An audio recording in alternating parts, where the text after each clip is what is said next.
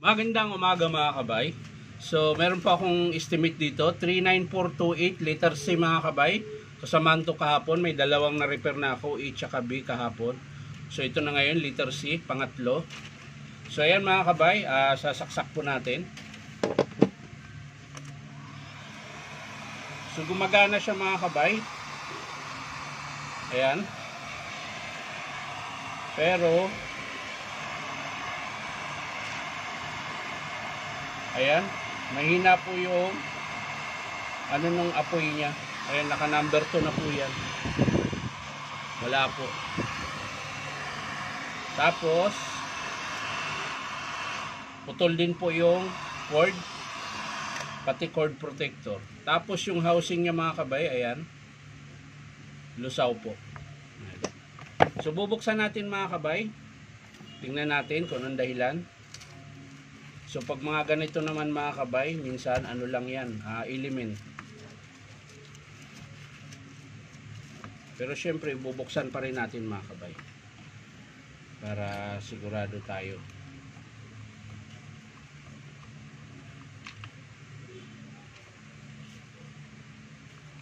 Titingnan natin. Ay, hindi gaano kita mga kabay. Yan.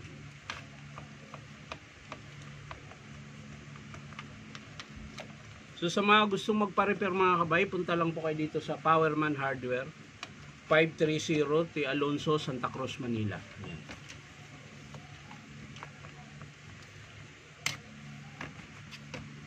Ayaw. Meron pa isa dito. Ayan.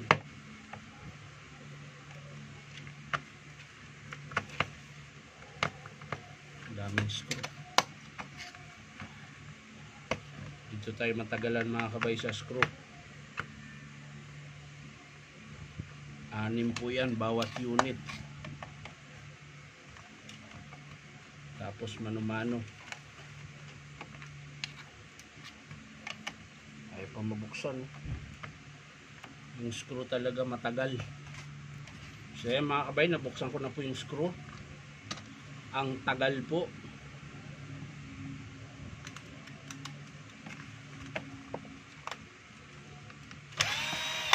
Titingnan po natin yung element.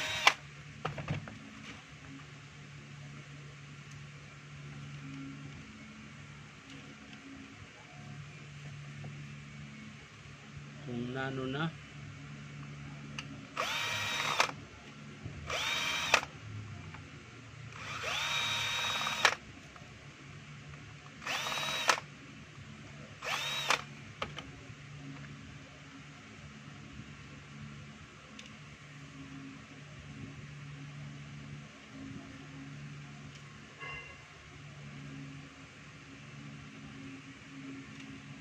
So ayan mga kabay, wala naman pong ano sa element mga kabay, pero bakit mahina?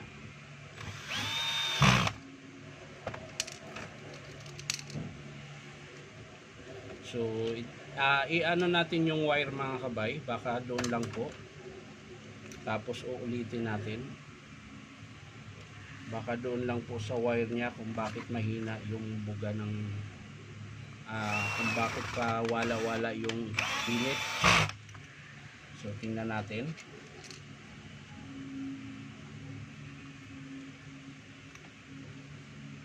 Kakabit lang natin ulit. Ayan.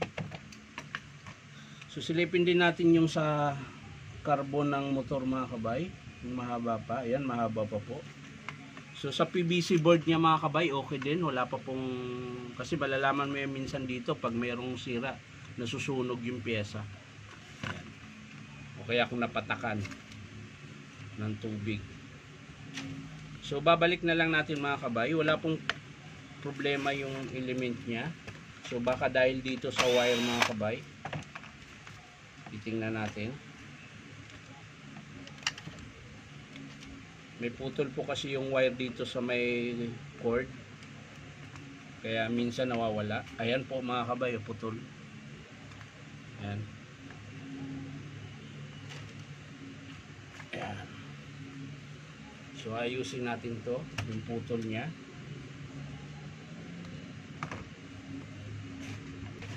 So mga kabay, kakabit na po natin yung wire na naputol. So titingnan natin kung magbago yung ano. So kung halimbawang gagana to mga kabay, ang papalitan lang natin dito ay yung kanyang field housing na nalusaw. Pero titingnan pa rin natin kung maganda naman, baka hindi natin palitan yan.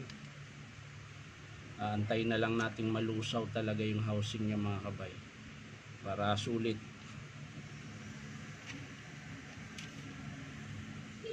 Yan.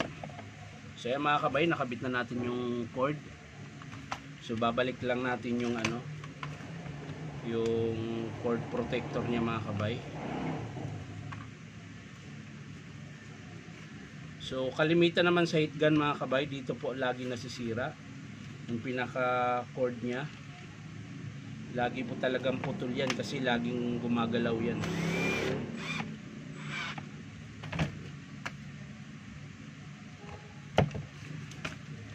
So babalik lang natin mga kabay. Babalik lang natin kung saan siya dapat nakalagay. Yan.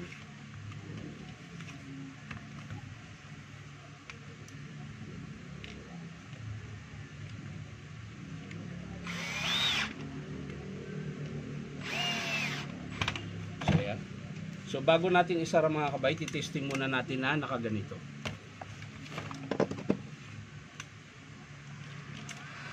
So ayan.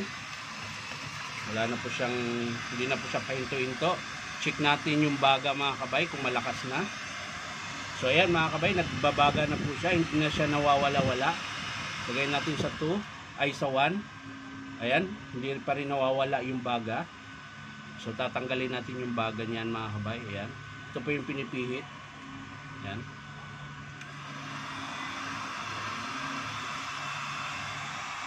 So okay po siya mga kabay.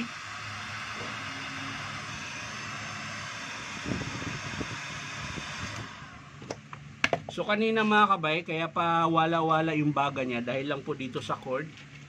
Minsan namamatay-matay siya, kaya nawawala po yung baga. So ito naman problema, yung housing mga kabay, ayan, nalusaw.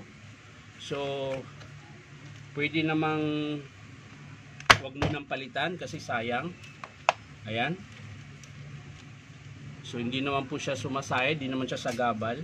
So, hindi lang muna natin papalitan yan mga kabay. Bali, ang sira lang po niya ay wiring lang po, yung sa cord. Ayan. Saka na natin palitan mga kabay kapag bumigay talaga yung element, sasabay na natin yung field housing tsaka yung cord protector. So, sa ngayon, okay pa naman siya. Sayang naman pag pinalitan natin. So, yan na lang muna mga kabay. Bali, wiring lang po ang sira. So, isasara na lang natin mga kabay. So, yan mga kabay, isang screw na lang ang ating hinihigpitan at matatapos na po tayo. Yan. So, titesting na po natin ulit.